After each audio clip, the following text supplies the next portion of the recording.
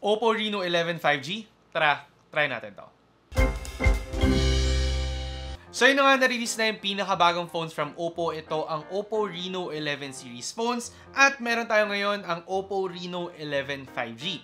At ano ba ang makukuha nyo out of this phone? Syempre, pag-uusapan natin yan dito sa video. Pero bago lahat, mag-subscribe muna kayo by clicking the subscribe button below. Hit nyo yung bell icon para ma-update kayo sa mga susunod na videos. And if ever na makatulong sa inyong video na to, sana i-like at i-share nyo na rin. For now, tingnan natin ang laman ng box ng Oppo Reno 11 5G. Looking at the box, yung design same pa rin naman as before. Meron tayong light gray na box, meron tayong parang silvery na box or accent dyan. At saka nakasulat syempre ang Oppo Reno 11 5G, yung model ng inyong phone. Inside the box, nandyan yung kanyang compartment na may SIM ejector tool, jelly case, tapos documents. This time, yung ginagamit niya na jelly case is opaque na, something na medyo nagiging common ngayon 2024. And then, underneath niya ng inyong Oppo Reno 11 5G na unit covered in protective paper. Tapos, yung kanyang charging cable at saka charger. Aside pa dyan, wala nang laman ng inyong box. So notable lang again na wala tayong wired earphones for the Oppo Reno 11 5G. Moving on, doon naman tayo sa design ng phone na to. And comparing to last year, masabi ko very similar yung kanilang design. Somehow na-appreciate ko yung mga phones na gumagawa na parang mga iconic design for their brands. At mukhang ito na talaga yung design that Oppo is sticking with. Meron tayo yung curved na back design, curved na front display, and then meron kang malaking oval dito kung saan nakalagay ang iyong camera. For the Oppo Reno 11 5G, available siya in two different colors. Ito ang rock gray, tapos yung isa naman wave green. Inspirational in nature this time for the Oppo Reno 11 series phones. At ang masabi ko lang, the Oppo Reno 11 remains as classy or even more classier than the Oppo Reno 10. Natuwa ko din sa ginawa nila sa camera na kahit subtle change lang talaga siya, mas na-improve siya compared to last year. Yung texture ng rock gray naka-powder finish siya, so may iwasan natin yung mga fingerprint at saka yung mga smudges dito sa kanyang likuran. Di kayo masabi para dito sa tagiliran ng inyong Oppo Reno 11 dahil gumagamit ng chrome finish ang sides ng phone na to. Masyado namang manipis yung edges niya, so hindi nyo rin talaga mapapansin kung meron mang mga smudges yan. So I guess a good thing yun para si Reno 11, and maganda na rin na chrome yung display niya to somehow contrast doon sa kanyang powder finish na back design. Dito sa backside ng inyong Oppo Reno 11 5G, nandiyan yung kanyang lock button, ang inyong fingerprint sensors. Tapos dito sa bottom side, ang kanyang speaker grills, USB Type-C port, and then finally, ang kanyang SIM card tray. So for the Oppo Reno 11, same with other mid-range phones, wala na tayong audio jack. So medyo tanggapin na natin na for phones under 20,000 and above, hindi na talaga kadalasang present ang inyong mga headphone jack. Moving on, dito naman tayo sa kanyang display. Same pa rin naman as before. Naka 6.7-inch AMOLED display ka. Mataas pa rin yung refresh rate niya. What you would expect for phones at this price. For the speakers naman, gumagamit tayo ng stereo speakers on the Oppo Reno 11. And quality-wise, masabi kong malakas siya and even in higher volumes, and nare-rating niya naman yung ganitong quality.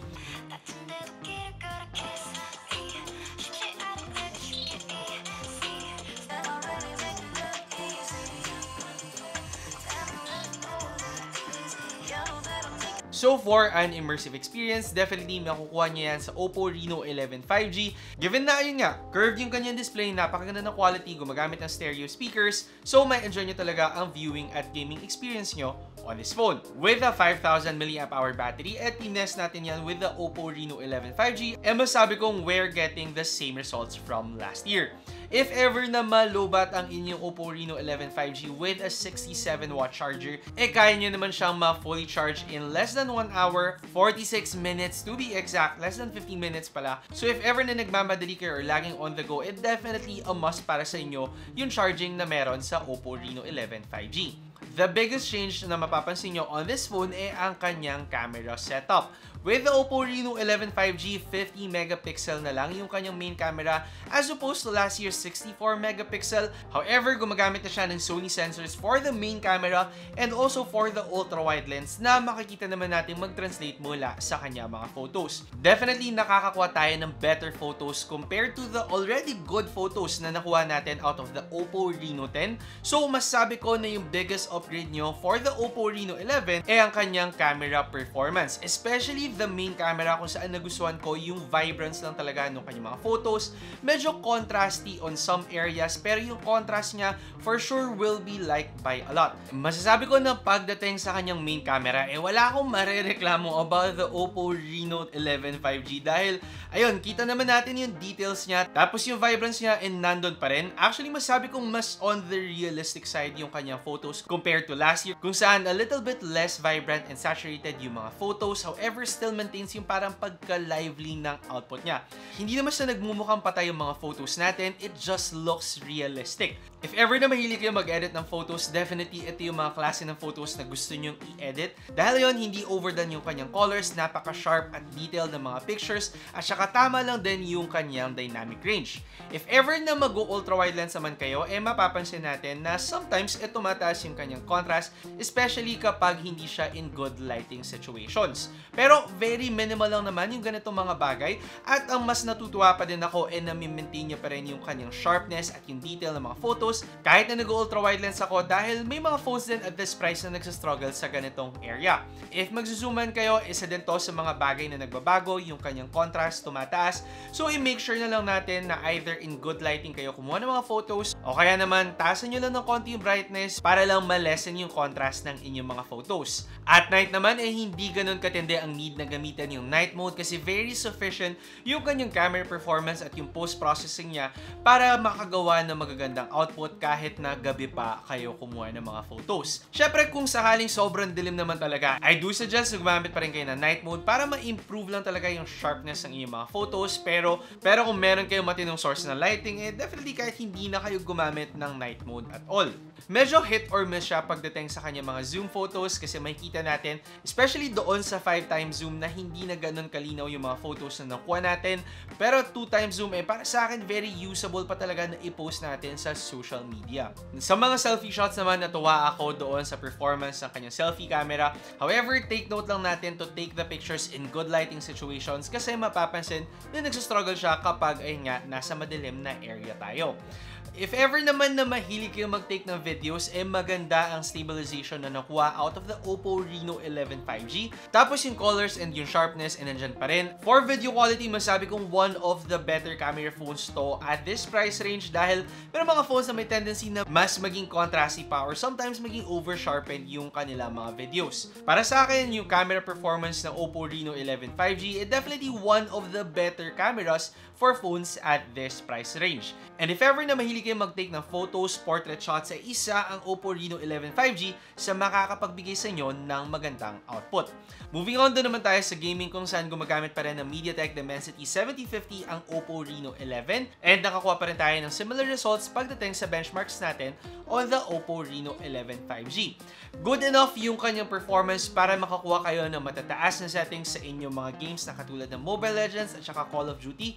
Syempre, kayang-kaya ng phone na katulad nito yung mga games noon to run smoothly, walang problema, good settings, very snappy or responsive yung inyong screen, so very enjoyable yung inyong gameplay. Pero syempre, for games like Genshin Impact pa rin, kailangan pa rin nating ibaba yung settings natin para mag-run sila na smoothly. Lowest yung pinaka-ideal for phones at this price range. Low yung pinaka-recommended pero pwede nyo din gamitin yung lowest para mas maging smoother pa yung gaming experience nyo. If ever na mahilig kayo maglaro sa inyong phone, masasabi ko naman na enough yung performance na mabibigay ng Oppo Reno 11 5G para malaro nyo yung paboritong mobile game nyo. Hindi naman ako naka-encounter ng thermal throttling kahit na naglaro ko ng ilang oras on the Oppo Reno 11 5G. So as long as hindi naman kayo umabot ng 4 hours tas nakasaksak pa or charging yung inyong Oppo Reno 11 5G, hindi kayo magkakaroon ng problema gaming on this phone. And if ever na gusto nyo kumuha ng Oppo Reno 11 5G, yan ay nakakalagang 24,999 pesos. At sa presyo na to, masasabi ko ba na okay ang Oppo Reno 11 5G? Syempre, for an Oppo phone na tried and tested na nga naman talaga at ilang taon na sa industry, definitely masasabi ko na on the premium side ang Oppo Reno 11 5G. Pagdating sa kanyang performance, sufficient naman to for phones at this price range at lalong-lalo na pagdating sa camera kung saan isa ang Oppo Reno 11 5G sa mga nauuna on this aspect. If ever na ang priority nyo talaga ay camera on a mid-range phone, lalo na kung pang-portrait shots talaga yan, yung bagay na bagay for Instagram, definitely ito ang isa sa mga dapat nyo tinitingnan. Lalo na't isa ang Oppo sa nakakapagbigay ng magandang post-processing, very realistic yung colors, lively pa rin, hindi nagbumukhang dull, at maganda yung details, yung sharpness, yung dynamic range, very well balanced na talaga yung kanyang camera overall. Yun nga lang, masabi ko pa rin na may onting difficulty tayo dahil sabi ko nga may pagka-premium yung Oppo Reno 11 5G, pero kung ang priority nyo ay camera at enough na naman sa inyo yung performance na nabibigay ng Oppo Reno 11 5G with the features and specs, hindi kayo magsisising kunin ang phone na to. Yun ang masabi ko about the Oppo Reno 11 5G. Hopefully nakatulong ang video na to para malaman nyo kung ito na ba ang phone na dapat nyong kunin ngayong 2024. Again, kung sakaling hindi pa kayo nakasubscribe sa channel, hopefully mag-subscribe kayo by clicking the subscribe button below. Hit nyo yung bell icon para ma-update kayo sa mga susunod na videos at i-like at i-share nyo na rin ang video na to kung sakaling nakatulong to sa inyo. Again, ako si Alvin, ang inyong tech guy. See you next time. Ingat! Nagustuhan nyo ba ang video ko? I-check out nyo ang aking channel for more phone, gadget, and laptop reviews. Tapos, meron pa akong tech tips and guides. Mag-subscribe by clicking the subscribe button below at i-hit nyo na rin ang bell icon para sa mga susunod ko pang videos.